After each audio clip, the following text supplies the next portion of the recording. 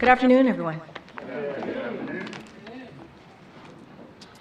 Today, President Biden met with the families of Americans who were taken hostage by Hamas during the terrorist attacks in Israel on October 7th. The president has been personally engaged on this issue and has held many calls with Prime Minister Netanyahu and the Emir of Qatar with the aim of securing the release of the Americans and all hostages held by Hamas. Thanks to President Biden's leadership, the United States has helped secure release of over 100 hostages, including 4 Americans.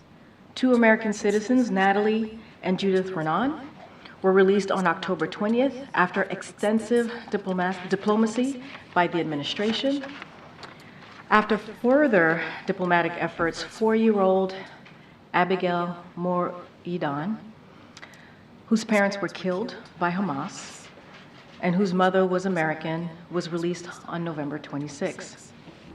Under the same deal, American citizen Liat Benin, a high school teacher and a tour guide for Israel's Holocaust Museum, was released on November 29th. But as the president has said himself, we will not stop until we bring all Americans being held hostage home.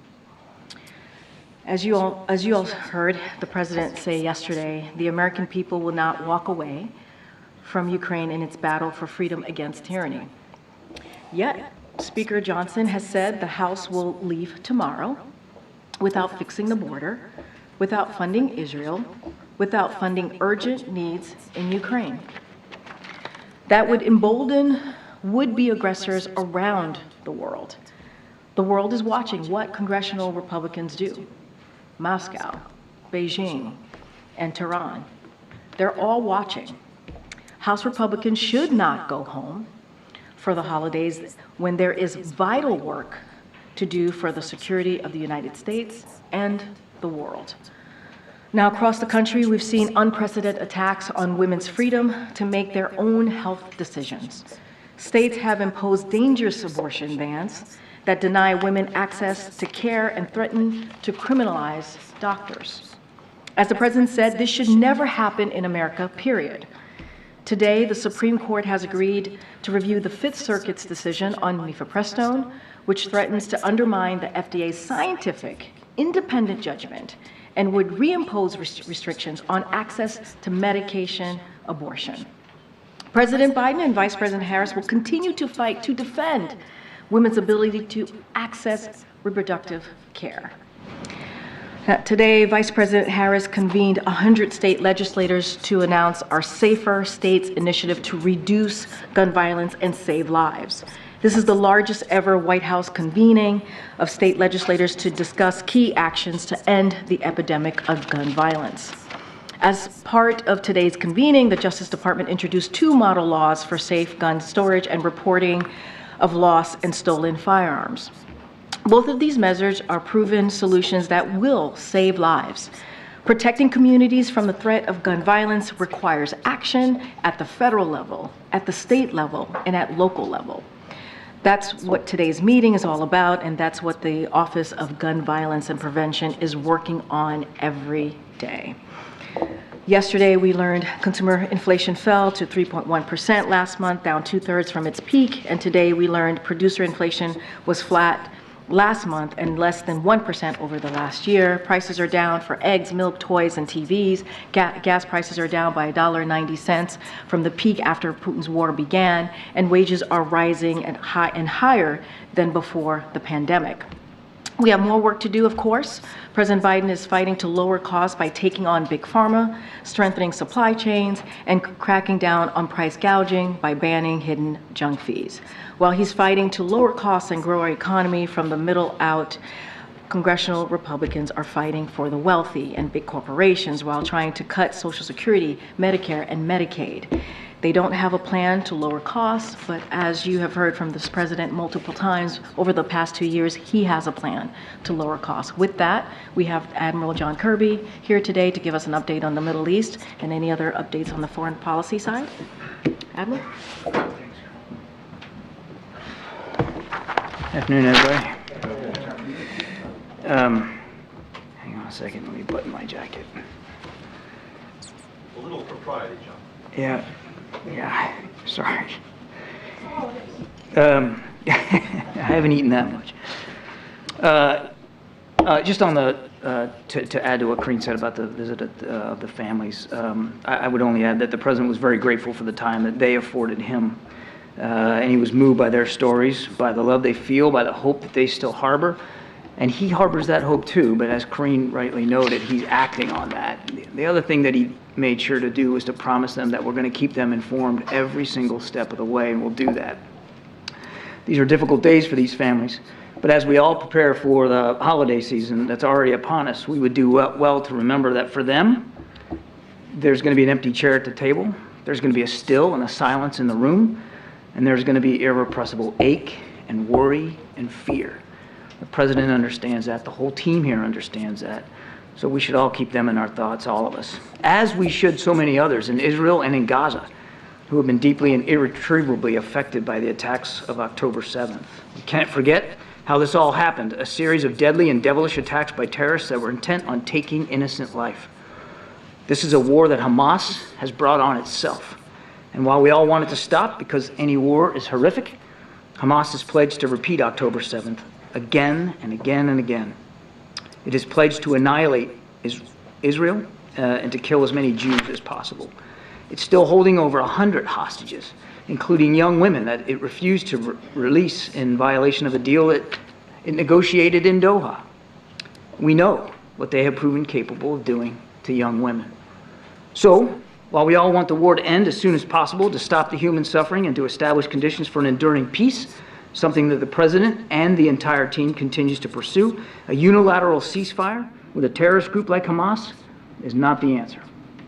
As the President has said, Hamas could release the hostages today. They could surrender all those responsible for the October 7th attacks and lay down their arms, and the war would stop immediately. If they really cared about the Palestinian people the way they claim to, they would do this. That they haven't done it, I think, speaks volumes.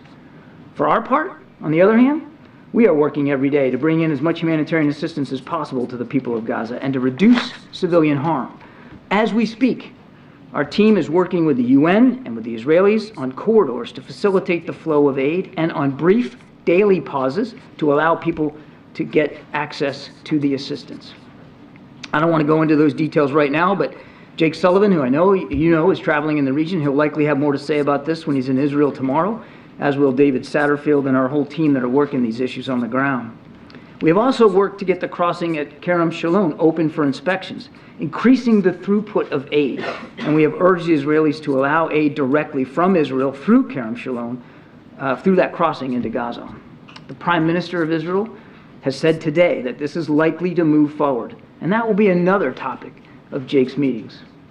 This will be the first direct entry to aid from Israel into Gaza since the 7th of October, so it's not insignificant.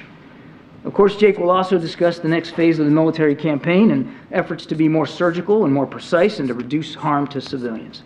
That is an aim of ours, and the Israelis say it is an aim of theirs. But it's the results that count. The President yesterday reflected the reality of global opinion, which also matters.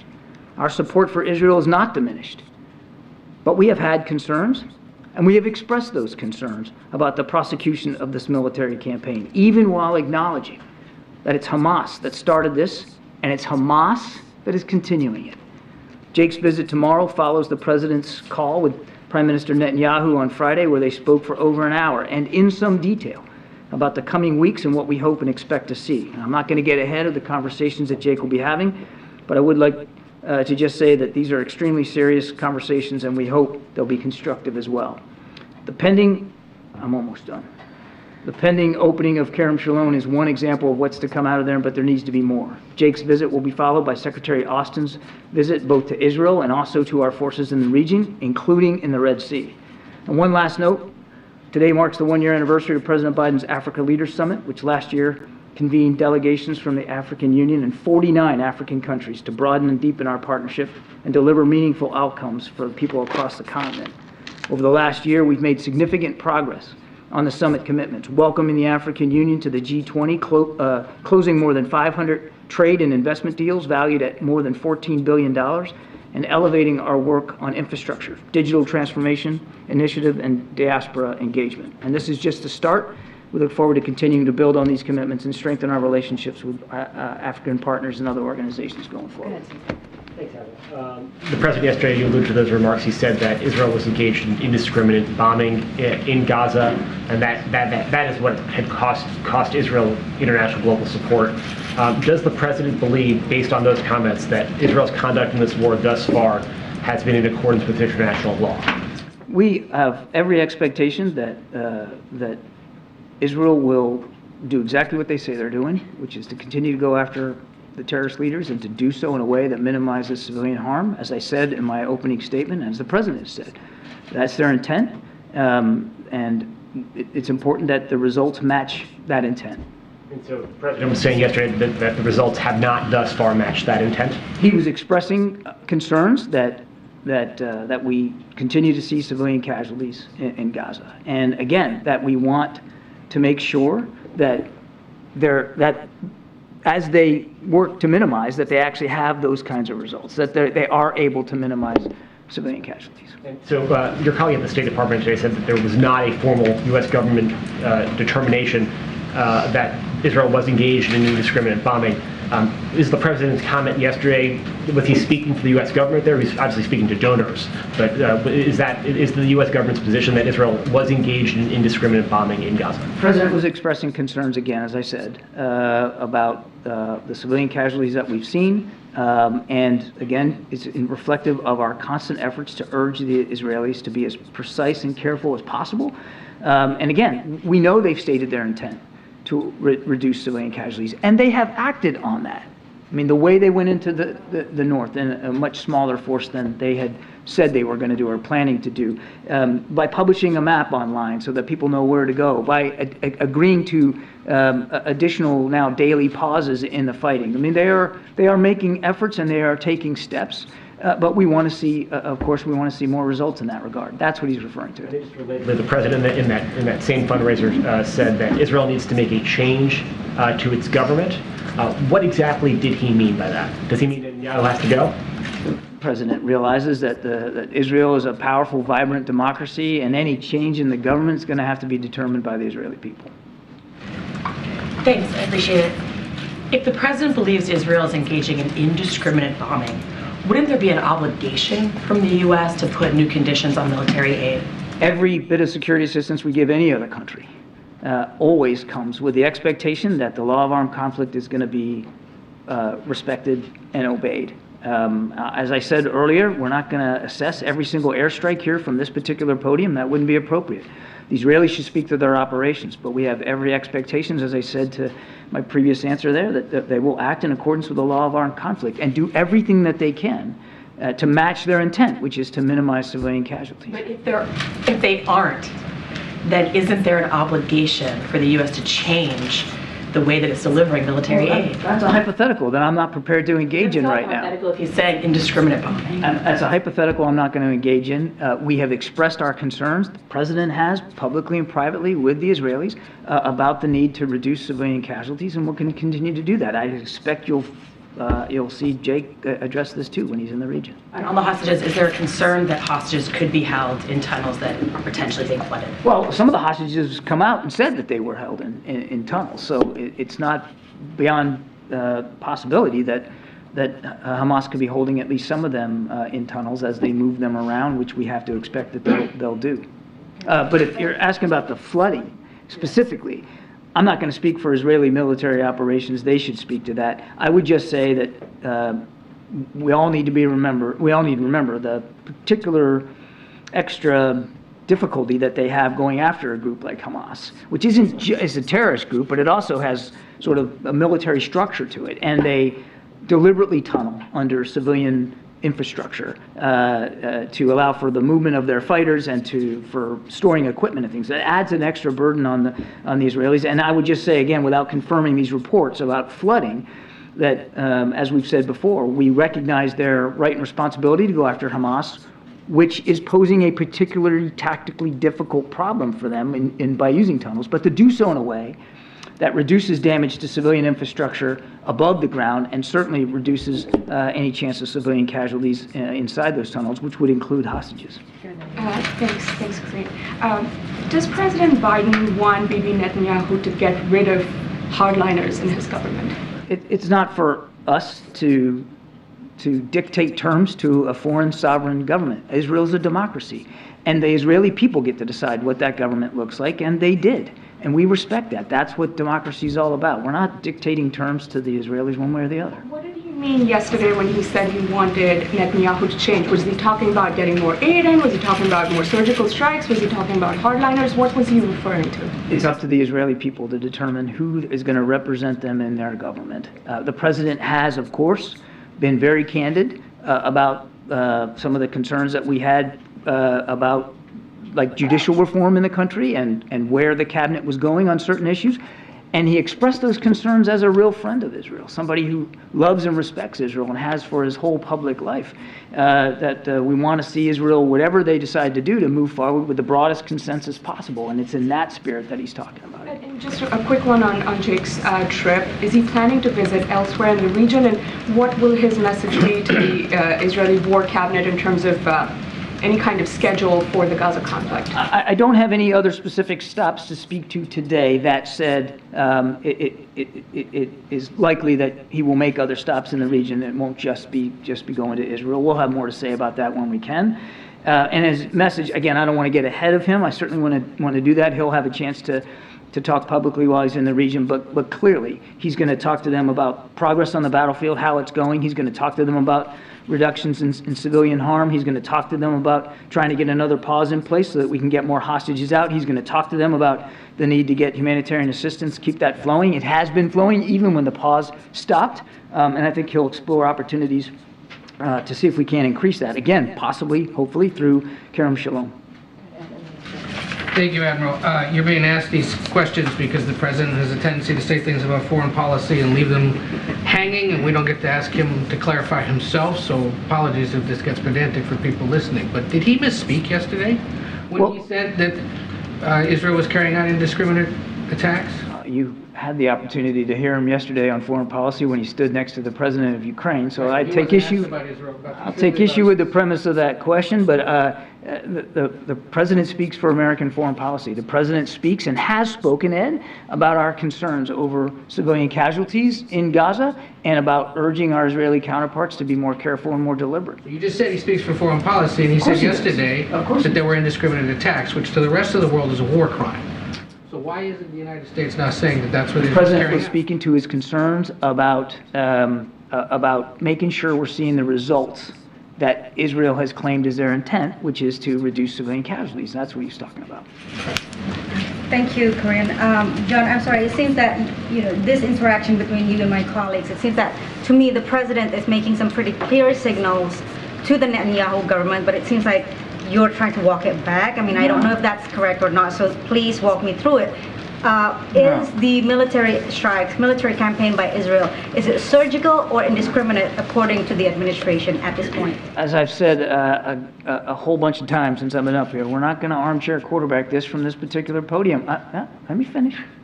We're not going to characterize every airstrike. We're not going to speak for Israeli military operations.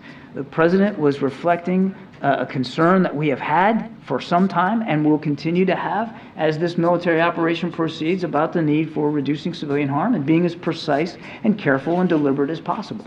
So when he's talking about particularly singling out the hardliners in the Israeli government, what does he mean by that? What signal is he sending out? I think I've already answered that question. I mean, for many months now, well before the attacks of October 7th, the president talked about some of our concerns over some of the reforms that this new government was pursuing. And he did it out of respect and a true affection for the Israeli democracy and the Israeli people. And that's the context here. But obviously, it's up to the Israeli people to determine who their government is, of course. Sure. And just to recap, what I understand from the president's remarks on Tuesday is that he seems to be laying out some sort of clues as to what he sees the vision towards a two-state solution and what are the necessary stepping stones or the required elements.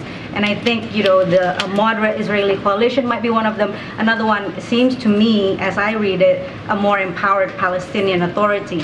Is my understanding correct? And if so, what would the U.S. administration do to support that?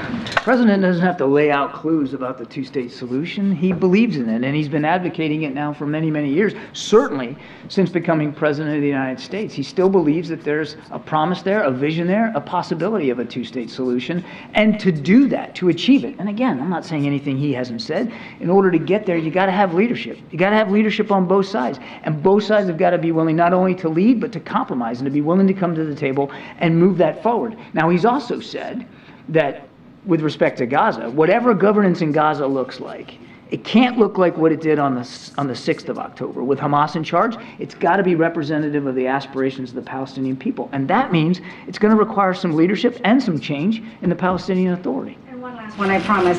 When you say that the U.S. requires Israel and all other allies to obey requirements of the law of armed conflict when they're using U.S. weapons, how can you ensure that when the administration has bypassed congressional oversight on this, debate on this, and also internal State Department debate on this?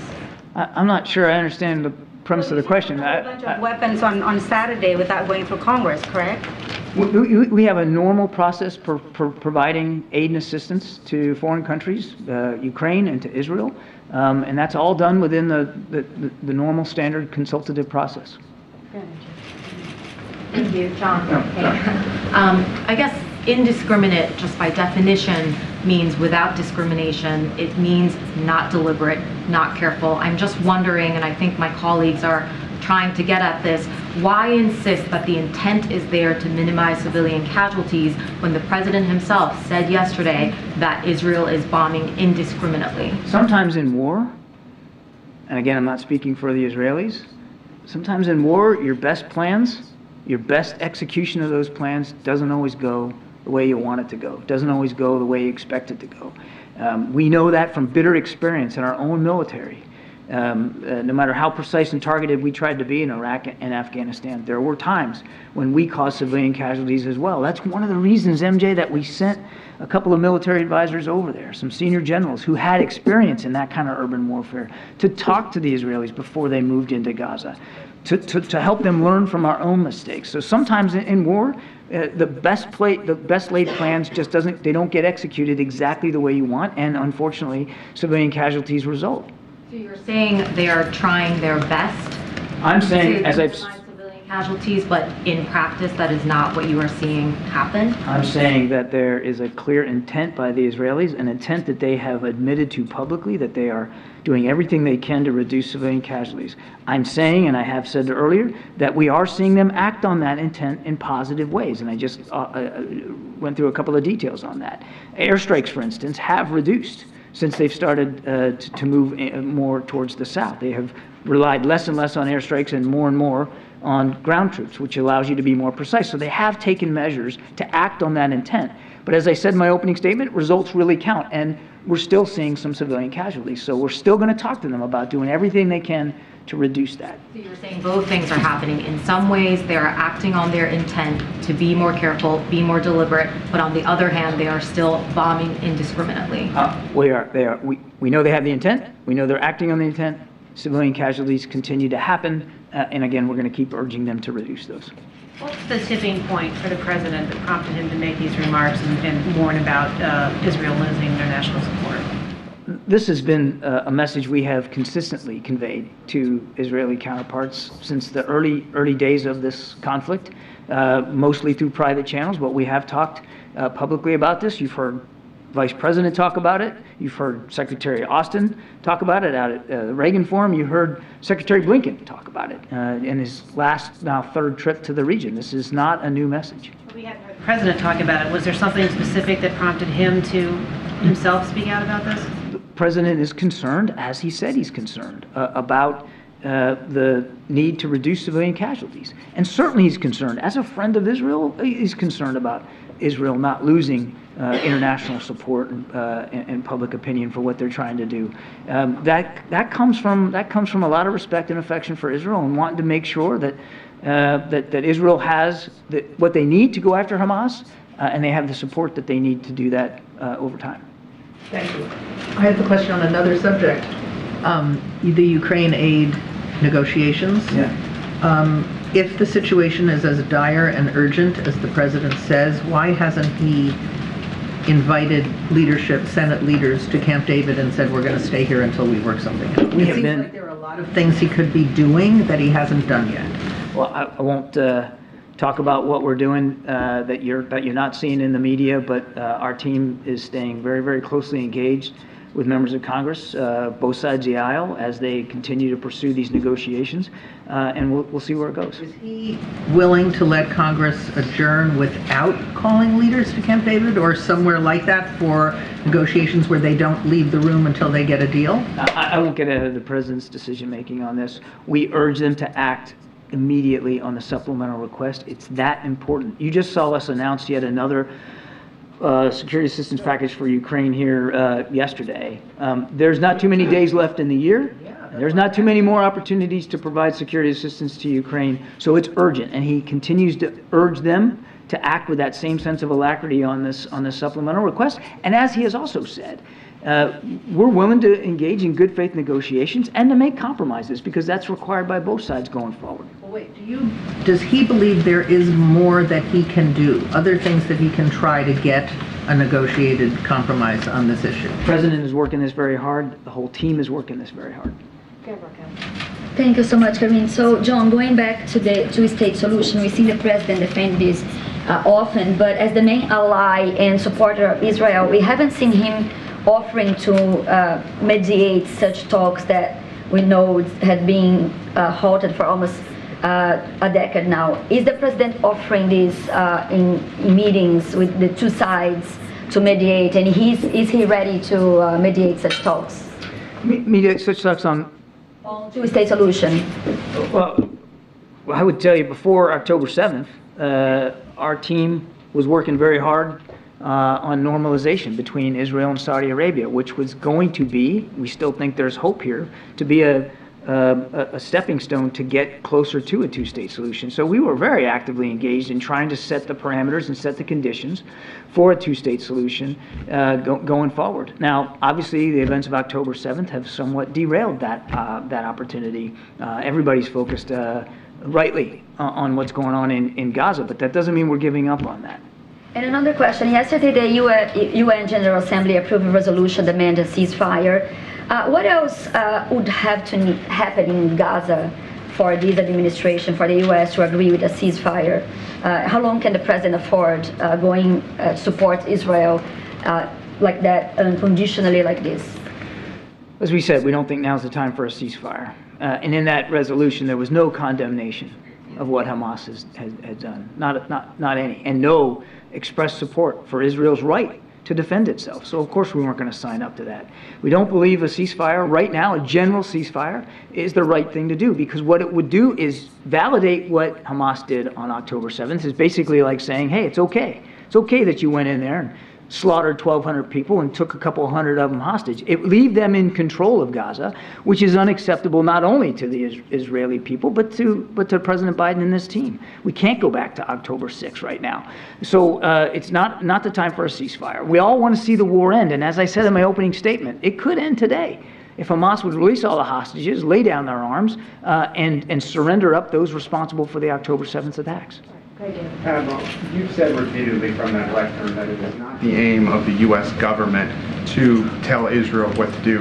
Wasn't the president's comments yesterday about the government needing to change, isn't his comments at odds with that? No, not at all, Gabe. All he was doing was expressing, again, what he's expressed to you guys before, concerns about some of the policies that again, as a friend of Israel, he was concerned that the pre-war cabinet had been exploring. But he fully respects that this is up to the Israeli people. And has the president lost some of his trust for Prime Minister Netanyahu over the past few weeks? They have a long-standing relationship. They're going to keep that relationship. They're going to keep talking. I think you can expect that he'll be talking to Prime Minister Netanyahu in the not-too-distant future about what we can do to continue to support Israel. Thank you. Thanks, Admiral. After the president's comments yesterday talking about Israel losing support, the Israeli foreign minister said that Israel would continue its war with or without international support. Do you have a response to that? I'll let them speak for themselves. We're going to continue to support them, and as the president expressed yesterday, we obviously don't want to see them lose international support for what they're trying to do. They have every right to defend themselves. And then also, given his comments, does the president believe that a two-state solution is possible with Netanyahu in charge? The president still believes that a two-state solution is possible. It's a vision. He understands that right now it can look a little elusive given what's going on in Gaza. But as I said earlier, in my other answer to this, it's going to require leadership, solid, concerted, transparent leadership on both sides to make this happen. Just following up on that question, it doesn't appear right now that there is Israeli buy-in for a two-state solution. So can you just walk through how you get from A to B? We had been working on A to B before October 7th by working towards normalization between Israel and Saudi Arabia, which we saw as a real positive milestone in an effort to try to get closer to a two-state solution. We've been working before October 7th with the Palestinian Authority to try to get them to explore and to advance certain reforms so that they can be seen as more credible and more authentic as a leadership capability there, and so we're going to keep doing that. But if Israel's leader does not support that outcome, then how do you resolve this? I won't speak for Israeli leaders or their politics. I can just tell you that the president still believes a two-state solution is not only possible but necessary, and we're not going to give up on working at that. And even with this cabinet, before October 7th, even with this cabinet and with Prime Minister Netanyahu back in office, we were talking to them about moving forward on that. And the first big step we were trying to get to was normalization. And then on Zelensky, really quickly, do you believe that his visit here moved the needle in any way in terms of freeing up aid? Can you just speak at all to I think you'd have to talk to members of Congress about how much they were persuaded or not. I think the president was very convincing yesterday in the press conference, standing right next to President Zelensky, about the need for continued support for Ukraine and what that means not only to Ukraine's national security, but ours as well. Nadia. Thank you. I want to go back to the president's comment on indiscriminate killing. Correct me if I'm wrong, John, but you seem to give the Israelis more of a benefit of the doubt than your own president. You said that the Israelis acting upon your advice. Can you give me an example of exactly where they acted upon your advice in terms of casualties? Civilian casualties are mounting. The attack on the south is just equally as bad as the attack in the north. So I'm happy to repeat it. I'm happy to repeat them. I gave them earlier. They moved into northern Gaza on the ground in a way that was much smaller than they had previously planned to do, and we think that that was an outgrowth of some of the advice and counsel that we provided them about urban warfare. They have reduced the number of airstrikes that they're conducting right now as they pursue Hamas terrorists in the south. They have published online maps of places where people can go or not to go. That's basically telegraphing your punches. And there's very few modern militaries in the world that would do that. I don't know that we would do that, to put a map out there and say, hey, here's where you can go where it's safe, and here's where you shouldn't go because we might be striking there. Those are all good examples. And I would also add, as I said in my opening statement, even when they were operating in the north, they added humanitarian corridors to allow people to leave. They are now talking about additional corridors in the south, as well as the possibility of more daily humanitarian pauses in the fighting so that people can get access to assistance. That you mentioned, the casualty numbers is the same. So how could be translated as all these measures has reduced the number of civilian casualties? Your question was, give me some examples, so I gave you some examples. I think you heard from the president, we're still concerned that there remains civilian casualties happening every day. We're still obviously concerned about that. And as I've said so many times before, the right number is 0. We don't want to see anybody hurt. We don't want to see anybody, any innocent life taken or wounded by this conflict. Thank you so much. Can I just ask this question, please? Just quickly. You said the phrase "from the river to the sea" has been so controversial in the U.S. Today, the son of the Prime Minister, Netanyahu's son, put it on his social media, from the river to the sea. How can you explain that? And he said, this is the Israeli flag, from the river to the sea. So would you condemn You're what he's asking me to writing? speak for the Prime Minister's son. I'm not going to do that. I'm not going to do that.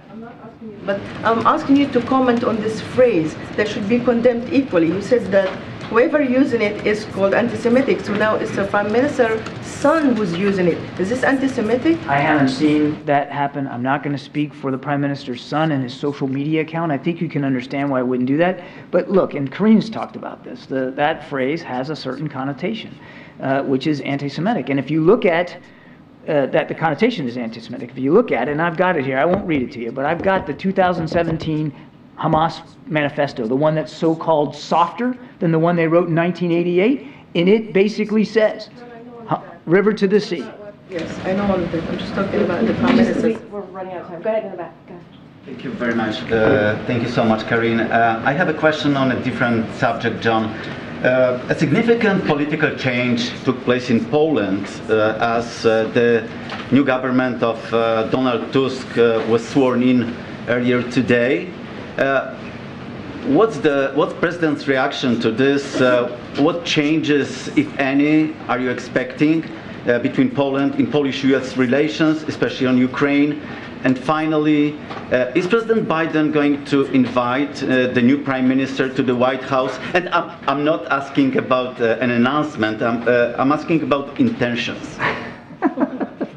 Which is another way of getting an announcement from the podium. Look, Poland's a key NATO ally, as you know. We have a great relationship with Poland, and they have been an extraordinary supporter of Ukraine and of our efforts to help Ukraine in Poland. We have every expectation that the closeness of that relationship and a strong alliance and bond between us and Poland will continue, and obviously I don't have anything on the schedule to speak to today. Thanks, everybody. Thanks, John. All right. Thanks, John. I do want to say to the question that was asked about what the president is doing on the budget and the supplemental. And look, the president was very clear yesterday when he said that he wants to work to find a bipartisan compromise, both in terms of policy and funding in relation to the border. And we are encouraged by the progress being made during yesterday's meeting on Capitol Hill, obviously. The president understands that our immigration system is broken. This is something that has not just this administration, we've seen it in Republican and Democratic administration as well. And that's why on his first day, he put forth a comprehensive piece of legislation to deal with immigration reform.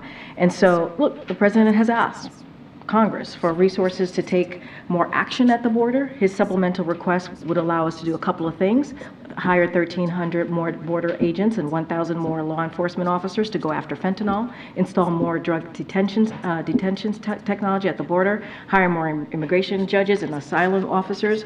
So we look forward to continuing those conversations. And as you know, you've heard me say this multiple times. You've heard from our OMB director, you've heard from Jake Sullivan, the National Security Advisor himself. We've talked about how the Office of Leg Affairs have had conversations upon conversations for months now with Congress about this. So, and also we've said that, and the president said this himself, he's been in touch regularly with congressional leaders and his staff, as I just mentioned, on negotiating on his behalf. So we are going to focus on that. We appreciate, again, encouraged by the progress that's been made, but we're certainly not going to negotiate from the podium. Go ahead, Zeke. Thanks, great. On those negotiations on Capitol Hill, some of the items up for discussion, the policy changes the president alluded to, would severely curtail asylum in the United States, in some cases potentially tightening policies beyond where they were under his predecessor, whose immigration policies he was sharply critical of, and in some cases even beyond that. Why is that acceptable to the president, who was so critical of his predecessor's immigration policies? Look, I'm going to be careful. I'm not going to negotiate from the podium. I'm not going to get into whatever policy discussions are happening right now. We're going to be continuing our regular conversation with congressional leaders, as we have been doing for months. Just not going to get into parts of this right now.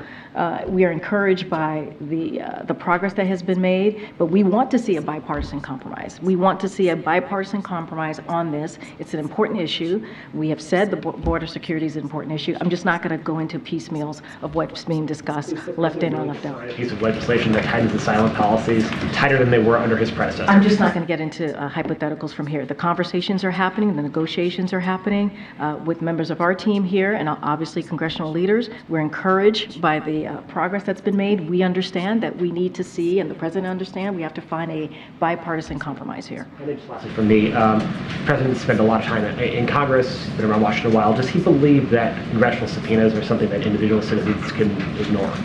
I'm just not going to speak to that. Just not. Why not? Why not? Are you want to be more specific on your question? He's a former senator. He's issued subpoenas in his career. Does he believe that subpoenas have to be complied with? I'm just going to have you speak to the White House counsel on this. I'm just not going to speak to that. Okay. Two things.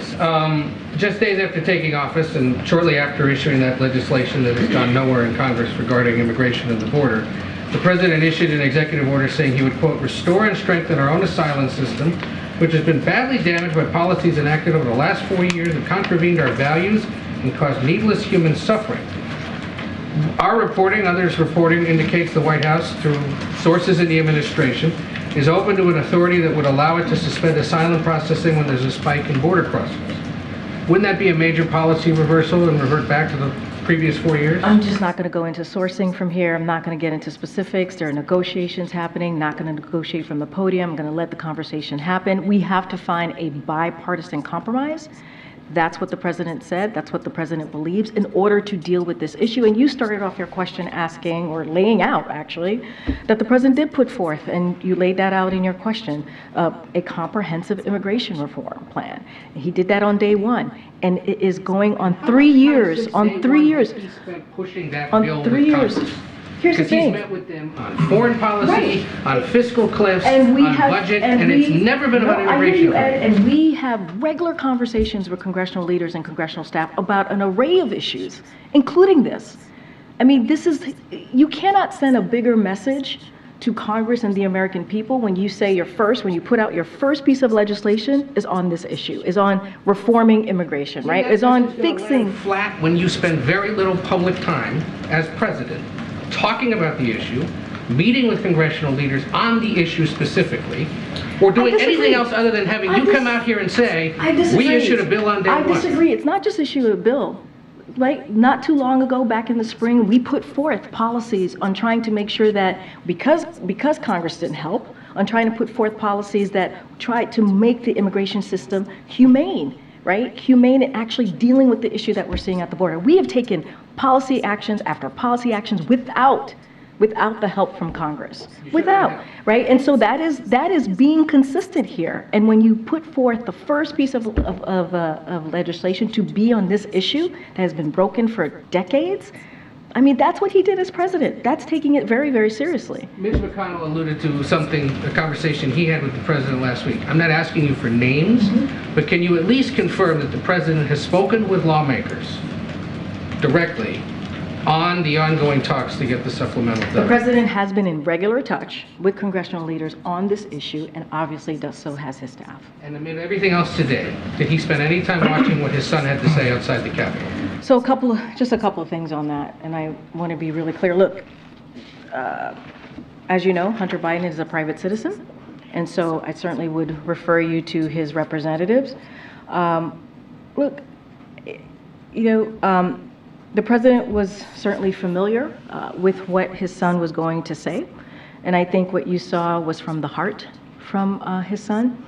And you've heard me say this. You've heard the president say this.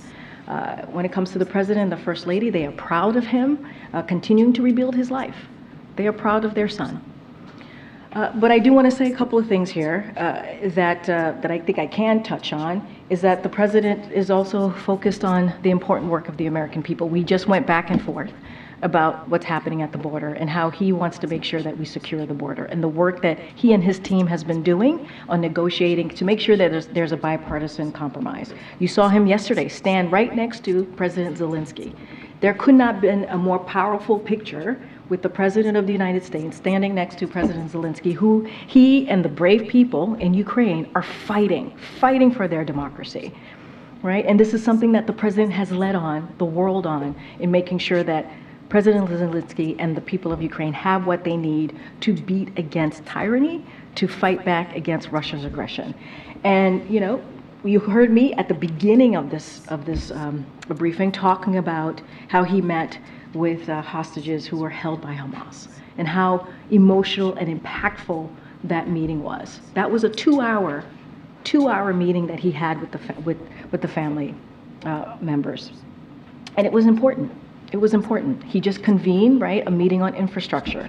So he's going to remain focused on making sure that we continue to deliver for the American people. That's what the President has done since day one, and that's, well, I'll leave it there. Okay. Is the President okay? Who did not have a chance to question yet? I will. Okay. Thank you, though. Is the President okay with his son defying a congressional subpoena? I'm just not going to get into specifics on that. I would have to refer you to the President's, not the President, but Hunter's personal representatives. He's a private citizen. I'm just not going to get into it. Can you tell us when the last time the two of them spoke? I mean, I'm also not going to get into private conversations that the President has with his family. We've been pretty consistent. That's nothing new. We're just not going to get into it from here. Republicans say that they have to take this vote, formalizing an impeachment inquiry, because the White House is stonewalling them. What's your response to that? The White House is stonewalling the House Republicans who have been really pushing this impeachment without any evidence, like without doing this political stunt. I mean, that's what they've been doing over and over again. And we have said it. Other Republicans have said it. There's no evidence here. There's none. Look, I just said at the top, they're going to go home tomorrow, right? They're going to go home this week. And what have they done? We need critical aid to Ukraine. Have they gotten that done? We need to secure the border. Have they gotten that done? We need to make sure we avert a government shutdown in January. Have they even had conversations to get that done? And instead, they focus on baseless political stunts. Baseless political stunts. That's what they continue to do. Instead of, they're focusing on the President's family instead of focusing on the American family. You've heard me say that over and over and over again. And since you say that well, they're saying that we're not compromised or cooperating, they've gotten 100,000 pages of documents. They've interviewed witnesses for 40 hours. And those documents and those witnesses, things that they asked for, have actually refuted their false allegations over and over and over and over and again. Instead of doing the work of the American people, they're doing this. They're doing political stunts. And we've been very clear about that. I'm just going to go to the back a little bit. I'll come back. Go ahead, Rob. I haven't called you in a while. Okay. No, you haven't. Thank you very much. You just said the President was familiar with what his son was going to say today. Was the President involved in drafting it, discussing it? Did he offer advice? I don't have anything else to add. He was familiar. I don't have anything else to add. Okay, and you asked what the President, what his stance was on people who defy congressional subpoenas. In 2021, he was asked that question specifically, and said that he believed the Justice Department should prosecute them. Is that still his position for people? I don't have anything to add to what you just quoted me from the President. I just don't have anything to add. Anybody else? Okay, Gary. Thanks, Karine. As John mentioned in his talk, where today is the 1-year anniversary since the U.S.-Africa Leaders Summit, and the White House put out a fact sheet listing some of the actions that have been taken, including high-level engagement, which included the Vice President, but it did not mention any announcement about the President's visit to Africa, which he told leaders he would do. Is that still a priority for this President, given that there's only 1 year left of this administration? Yeah, it is still very much a priority for this President. He strongly wants to go to Africa, has obviously has strong desire to go to Africa. And let me just say, it's been unprecedented number of 17 of his cabinet members and other principals has traveled to the continent to talk about meaningful exchanges, right? To talk about how we can work together. And so I don't have anything to announce at this time, but obviously he takes that very seriously. He does have a strong desire to go to Africa. Let's not forget, a year ago there were 49 49 leaders from the continent here, and it was also an unprecedented summit. And so we are way ahead in what we said we were going to deliver on in those conversations and coming out of that summit. And so, yes, will he go to Africa? He has a strong desire to do so. We just don't have anything to announce at this time. I mean, as the administration continues to work on those commitments to Africa, it also has been applying a lot of pressure to Uganda over its anti-homosexuality bill, which includes visa bans, AGOA being restricted. But as that's happening, there are other countries that are drafting similar bills. Is the White House concerned that this is going to undermine the momentum of this pressure being applied to Uganda over this bill? I mean, look, the president is always concerned on any type of human rights violation, any type of legislation or actions that's going to certainly go after underrepresented, communities. He's always going to be very clear about that, always going to have those very straightforward conversations. I can't speak to other countries, right? I don't have the specifics on what exactly that they are speaking about or changes that they want to make. But just like we've been pretty clear about what Uganda is doing and spoken very forcefully, we're going to continue to do that. Again, the president has, when it comes to human rights, the president has always been very clear, has had those conversations with leaders of countries, and he doesn't hold back. He doesn't hold back. Go ahead, Zoltan. Thank you. So Senator Durbin today also said that he had been in contact with the White House and that the White House was vaguely considering a policy similar to Title 42. Is there, if it's the difference between passing aid for Ukraine and not, is there any scenario where the president would support and the White House would support these proposals by Republicans that are also backed by Donald Trump and Stephen Miller? I really can't get into hypotheticals from here. I can't negotiate from here. They're having conversations right now. Don't want to get ahead of that. Want to let folks have those conversations. We know and we understand, the president understands, he said this, that we need to come, in order to get this done, there has to be a bipartisan compromise. We have to find a bipartisan compromise. I'm just not going to go into... His statement, though, even saying that he's open to compromise, that came after some of these proposals were outlined. That came after Republicans said what they wanted here. Nationwide expedited removal, authority for expulsion. So even just him saying that he's open to compromise, does that not mean he's open to compromise? This president has signed more bipartisan legislation than any modern day president. He has, right? You've seen him taking historic action on a few bipartisan issues, right? Let's think about the budget deal, right? That was done in a bipartisan way. So it's not just this. We understand in order to come up with a compromise and get things done on behalf of the American people, you have to find a bipartisan way to do that. And so that's what I'm saying. I want to be really mindful. There are negotiations literally happening.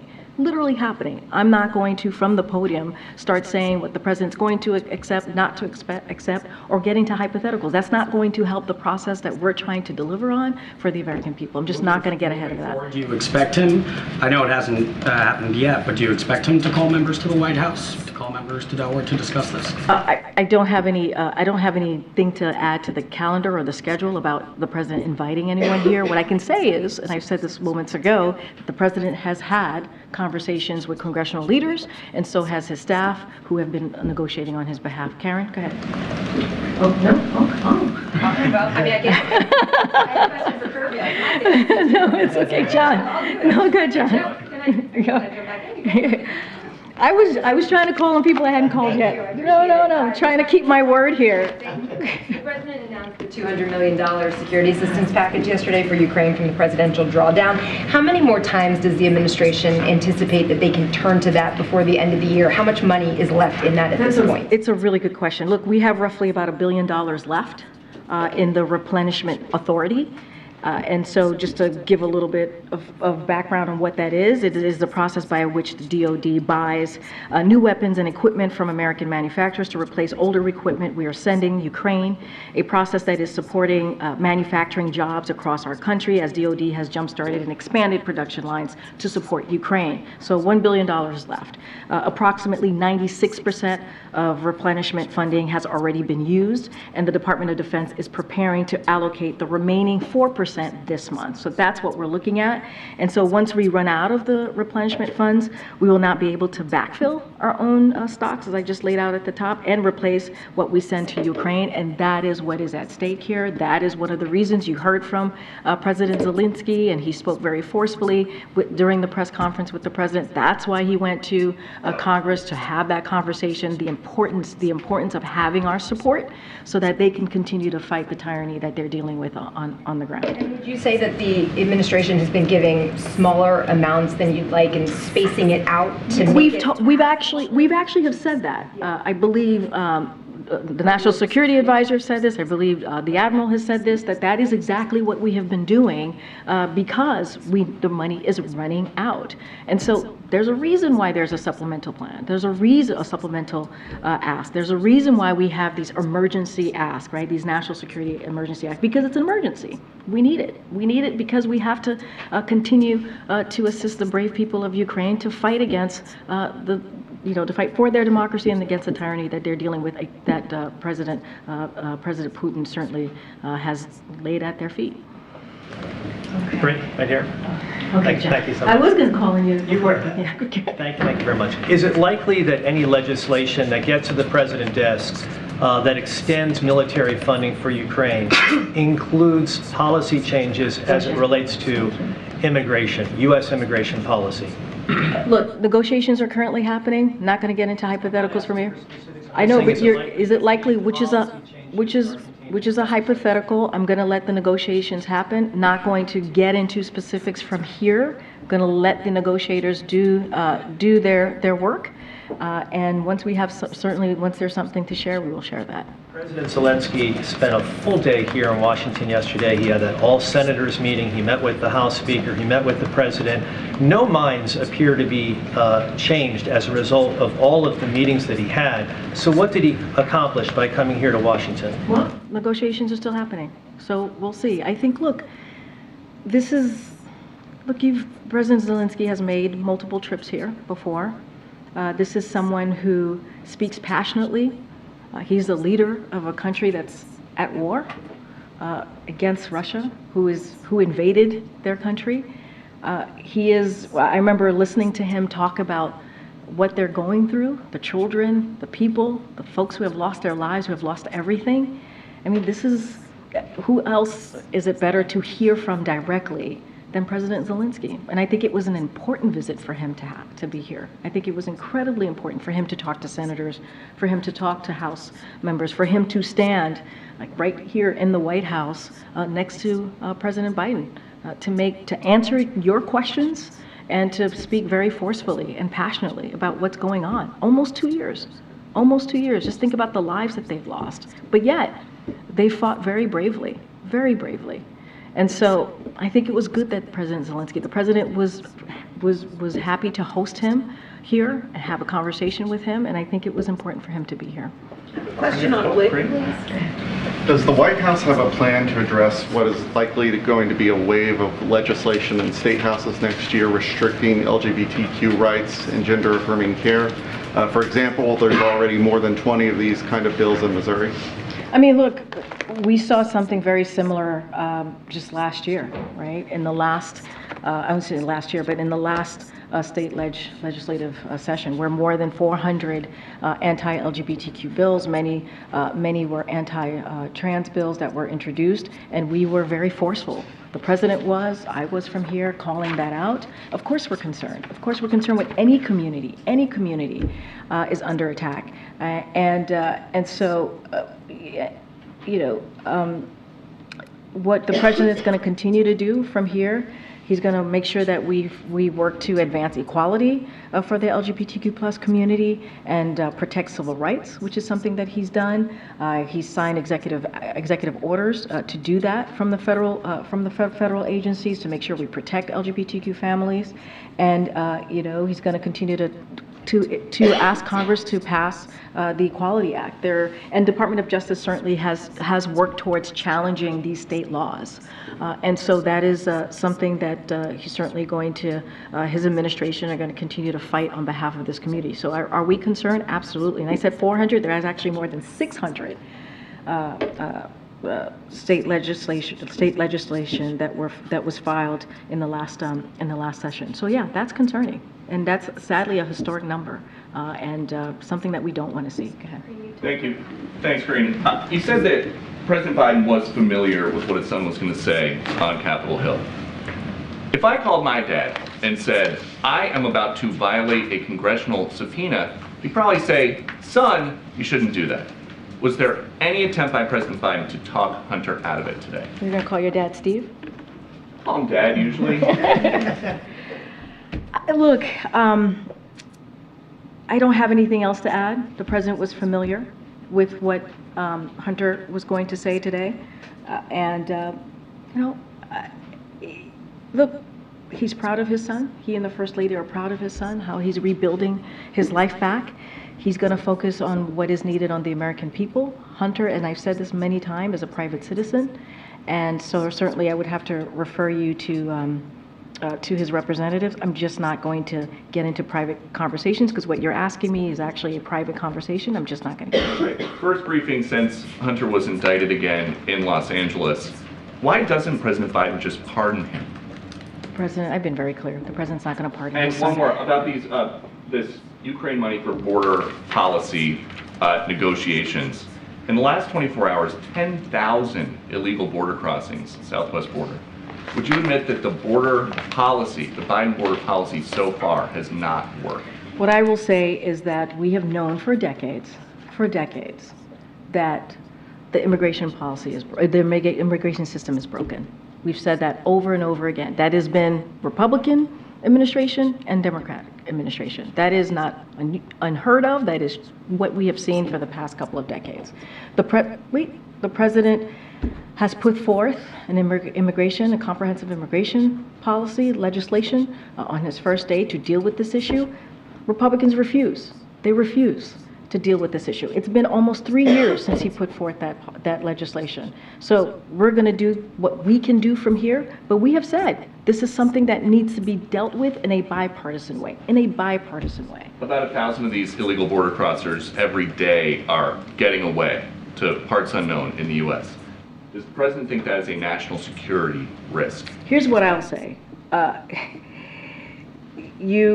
One of the ways that we also have to look at this is what congressional Republicans have refused to do. They refused to support previous requests from the president. What they've asked to do actually hurts the issue, hurts the problem that we're seeing at the border. They said no to border agents. They've said no to new technology to fight fentanyl. They said no to additional troops. And they voted on eliminating 2,000 Customs and Border Patrol agents. That is what Republicans have done. The president is asking to do this in a bipartisan way, to find some compromise to deal with an issue that hasn't existed for decades now. I'm going to take one more question. Go ahead, Jared. Thank you. Has there been on that issue any discussion about separating out, at this point, Ukraine money from the rest of the security supplemental? I'm just not going to get into negotiations from here. I'm going to let the negotiators have the conversations. I'm just not going to do that from here. All right, thanks. We'll see you tomorrow, folks. Bye. Thank you.